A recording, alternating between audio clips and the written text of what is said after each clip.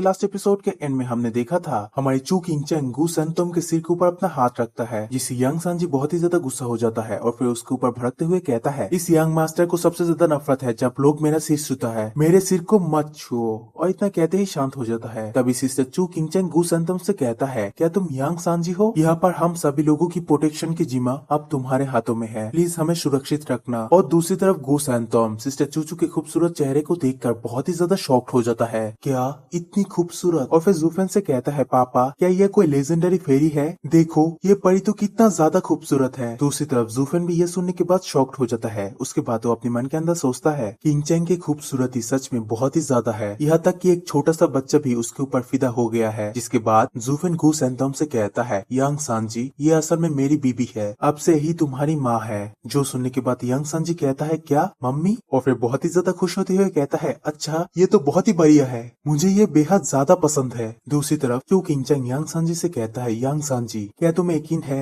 तुम इन लोगों को हरा दोगे? क्या तुम्हें ज्यादा मुश्किल तो नहीं होगी? जो सुनकर यंग सांजी हंसते हुए चू किंगचैंग से कहता है, ये लोग तो मेरे लिए बहुत सारे मिनियन की तरह है, जिसमें एक केक का टुकड़ा भी है। और फिर गू सेंतोंग वहाँ से जाते हुए कहता है, पापा और मम्मी जरा रुको, मैं आधे घंटे में इन कमीनों को सफाया करके आता हूँ। जबकि दूसरी तरफ जूफेन हंसते हुए कहता है, ही ये लड़का बिल्कुल अपने बाप पे गया है, वाह कितनी जल्दी अपनापन दिखा दिया, वो कितनी अच्छे से तुम्हें मम्मी कह रहा है। जबकि चू किंगचैंग जूफेन से कहता है, ओ ऐसी बात है तो तुम ये बताओ, तुम इतनी ताकतवर लड़के को अपनी बेटा बनाने के लिए क्या चले चली? जो सुनकर जूफेन कहता है, बिल्कुल वैसे ही जैसे दुनिया की सबसे खूबसूरत और समझदार लड़की को धोखे से मैं मेरी पत्नी बना लिया। जो सुनकर चू किंगचैंग कहता है, मुझे तुमसे नफरत है, तुम इतनी चालाक कब हो गए? दूसरी तरफ वेनेबल चैन ये सब कुछ ड्रामा अपनी आंखों के सामने होता हुआ देखकर बहुत ही ज्यादा शॉक्ड हो जाता है। वो फिर अपने मन के अंदर सोचता है, तुम दोनों यहाँ पर रह के एक दूसरे से प्यार कर रहे हो, एक दूसरे को छेड़ रहे हो और झगड़ रहे हो, जबकि अपने बेटे को भेज दिया। क्या सच में अगर मैं हुआ पर होता तो क्या मैं मेरे बेटे को उन 4 ओल्ड मास्टर फैंग से लड़ने दूं,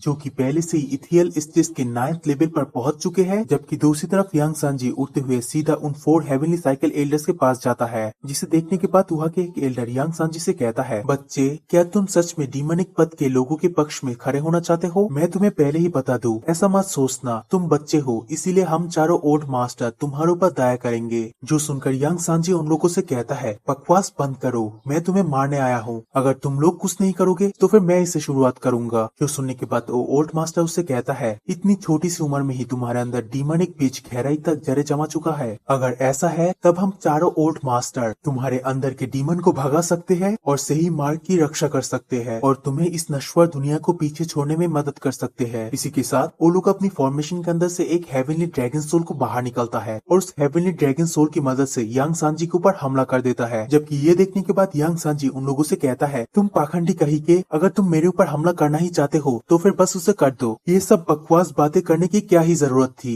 इसी के साथ वो हेवनली ड्रैगन सोल सीधा गू सेंतोंग के साथ हिट होता है, जिस वजह से वहाँ पर एक जोरदार धमाका होता है। और जबकि इस चीज को देखकर मिस्टिकल हेवन सेक्टर के लीडर और स्वांग शायू बहुत ही ज्यादा खुश होने लगता है। जबकि दूसरी तरफ वेनेबल चैन और वेनेबल बाई बहुत ही ज्यादा घबरा जाता है, लेकिन तभी जूफेन एक स्माइल पास करता है। इसी के साथ ही हमें दिखाया जाता है यंग सांजी अपनी सिर्फ एक हाथ की मदद से ही उस हेवनली ड्रैगन सोल को पकड़ लेता है, जो कि उन हेवनली साइकिल एल्डर से कहता है, बस तुम लोग तो ये चाहते हो कि बड़ों का छोटे पर जुल्म करना सही और जायज लगे। कितना घटिया स्वाद है इस सोच का, कितना घटिया सोच है। जिसके बाद हमें दिखाया जाता है हमारे यंग सांजी अब बड़ा होकर गू सेंतोंग बन चुका है, जो कि सिर्फ अपनी एक हाथों के साथ उस हेवनली ड्रैगन सोल को पकड़ रखता है और उन लोगों से कहता है, तुम लोग तो बस एक पाखंडियों का झुंड हो। शिट, मुझे तो लगा था मुझे अब यहाँ पर मजा आने वाला है। जो सुनकर तो चारों हेवनली साइकिल एल्डर्स भी बहुत ही ज्यादा शॉक्ड हो जाता है, क्योंकि वहाँ पर उन लोगों को भी गू सेंतोंग की पावर महसूस हो रहा था। तभी दूसरी तरफ गू सेंतोंग अपनी एक हाथों के साथ उस हेवनली ड्रैगन सोल को पकड़ता है और दूसरे हाथों के फिस्ट में अपनी एनर्जी को रिलीज करते हुए एक डेडली क्लीन पंच मारता है। और वो पंच जैसे ही हेवनली ड्रैगन सोल के ऊपर लगता है, वो हेवनली ड्रैगन सोल वहाँ पर टुकड़े टुकड़े हो जाता है, जिस वजह से वहाँ पर एक जबरदस्त धमाका होता है। और उस धमाके के साथ ही वहाँ के चारों हेवनली साइकिल एल्डर्स वहाँ से दूर जाकर गिरने लगता है और उसकी पंच की पावर को देखते हुए कहता है, ये कैसे मुमकिन हो सकता है? इसी के साथ वो हेवनली साइकिल एल्डर जिन फॉर्मेशन के अंदर अब तक बैठे था, वो फॉर्मेशन भी टुकड़े टुकड़े हो जाता है। तभी जूफेन सिस्टर चूचू को पकड़ते हुए कहता है, सभी लोग दूर हट जाओ, जितना हो सके उनसे दूर रहो। जिसके बाद हमें गू सेंतोंग के क्लिंग पंच के पावर को दिखाया जाता है, जो कि वहाँ के जितने भी सारे चीज थे वो सभी चीज को डिस्ट्रॉय कर देता है। और जबकि इस पंच की वजह से उन लोगों की अपनी हेवनली ड्रैगन सोल यानी कि उनके सोल टूटा है, इसीलिए उनके मुंह से खून की उल्टी आने लगता है। वो सभी लोग ही बहुत ज्यादा जख्मी हो जाता जाता है, जबकि उनमें से एक एल्डर कहता है ये इस डिवाइन पावर रखने वाली ये सीक्रेट आदमी कौन है। और अब तक जो एल्डर अपनी आंखें को बंद रखा था वो अपनी आंखें को खोल लेता है, जिसे देखने के बाद गू सैंतोंग उन लोगों से कहता है ओ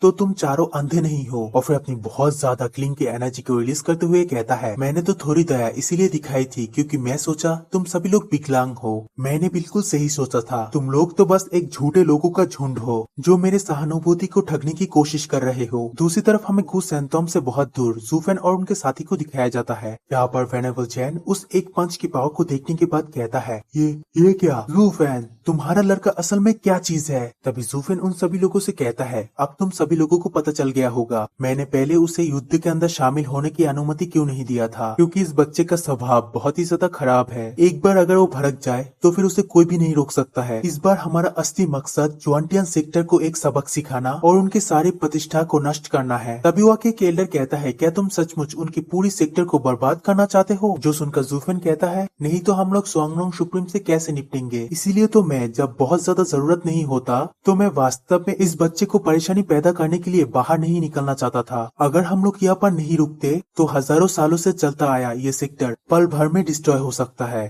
ये वाकई में बहुत ही अफसोस की बात है कि इस सेक्टर को मौजूदा हालात के बारे में अंदाजा नहीं था और वो लोग मुझे मेरे सीक्रेट हथियार को बाहर निकलने के लिए मजबूर कर रहा था। वो लोग इसके लायक है, इसीलिए मैं उनके ऊपर दोष नहीं दे सकता हूँ। अरे भाई ऐसा लगता है कि हम लोग उनके ऊपर हमला करने वाले पहले आदमी है। तभी दूसरी तरफ हेवनली साइकिल एल्डर गू सैंतोम के ऊपर भड़कते हुए कहता है इतना घमंड मत करो छोटे बदमाश, हम चारों ने बस पहले तुम्हें कम आंक लिया था, तुम अभी भी इसके लिए तैयार नहीं हो। ये मत सोचना हम चारों तुम्हारा कुछ भी नहीं बिगाड़ सकते हैं। जो सुनने के बाद गू सैंतोम उनसे कहता है भौंको मत बूढ़े कुत्ते, हिम्मत है तो आओ और मुझसे लड़ो। इसी के साथ वो हेवनली साइकिल एल्डर एक साथ मिलकर एक फॉर्मेशन को क्रिएट करने लगता है। वो चारों एल्डर से अपनी अलग अलग एलिमेंट्स की पावर को इस्तेमाल करते हुए वहाँ पर 4 एलिमेंट साइकिल एरे को क्रिएट करने लगता है। और उन चारों एल्डर्स की एलिमेंट को पावर को देखने के बाद यांग सानिंग कहता है ये तो हेवनली 4 एलिमेंट साइकिल एरे है। इसी के साथ उन 4 एल्डर्स से एक जबरदस्त पावर रिलीज होता है। वो चारों ही अपने अपने एलिमेंट की पावर को इस्तेमाल करते हुए एक कॉम्बाइंड अटैक क्रिएट करने लगता है। अब एक तरफ उन चारों एल्डर्स की कॉम्बाइंड एलिमेंट्स की ताकत और दूसरी तरफ गू सैंतोम अकेला। अब कौन जीतेगा ये देखेंगे हम लोग नेक्स्ट चैप्टर में। Good bye.